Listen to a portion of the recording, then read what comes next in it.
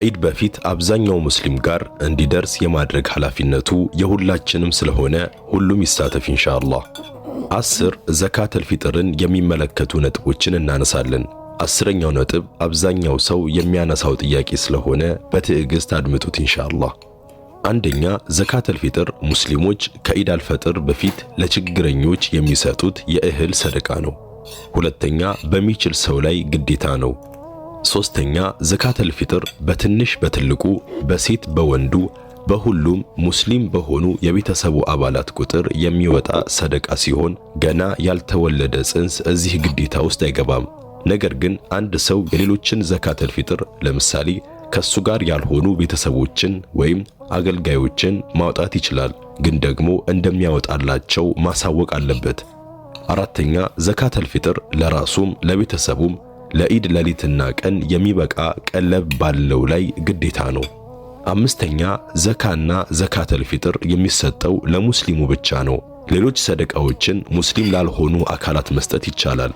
ነገር ግን ባለማወቅ ወይም የሚግባባው አካል ስለማያገኝ ለሰራተኞቻቸው ዘካተል ፊጥር የሚሰጡ ሰዎች አሉ። ሆኖም ሰራተኞቻቸው የማይገባቸው ከሆኑ የተሰጣቸውን ለሚገባቸው አሳልፈው መስጠት ይኖርባቸዋል። ስድስተኛ የሚሰጡ የእህል አይነቶች ቴምር፣ ዘቢብ እንዲሁም ባለበት ሀገርና በአካባቢ ለቀለብነት የሚውሉ ረዘም ላለ ጊዜ ሳይበላሹ መቆየት የሚችሉ የእህል አይነቶች ሁሉ ይገባሉ። በኢዱ ዕለት መመገብ የሚችሉት አይነት ቢሆን ተመራጭ ነው።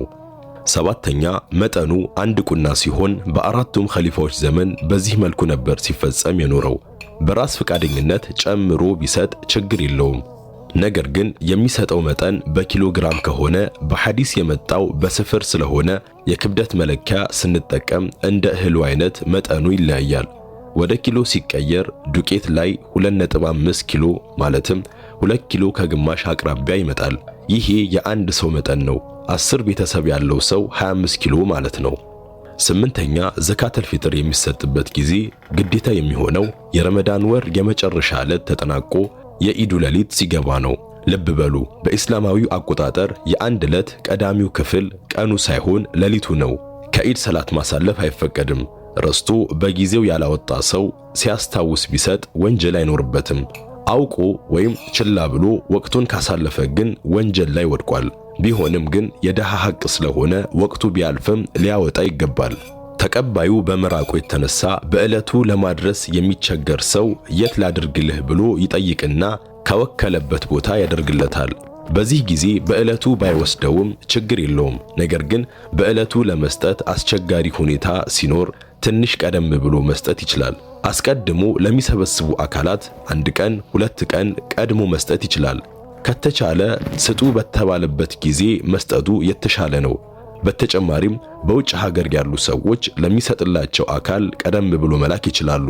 ወኪሉ ግን በተቻለ መጠን ወቅቱን መጠበቅ አለበት። 9ኛ ከቤተሰብ ርቃችሁ ለምትገኙ ተማሪዎች ወላጆቻችሁ ዘካተል ፊጥር የማያወጡላችሁ ከሆነና የማውጣት አቅሙ ካላችሁ ዘካተል ፊጥር ማውጣት አለባችሁ። 10ኛ በገንዘብ ማውጣትን በተመለከተ አብዛኛው ዑለማዎች ከልክለዋል። ወላሁ አዕለም። አላህ ጾማቸውን ከተቀበላቸው ባሮቹ ያደርገን። አላሁመ አሚን።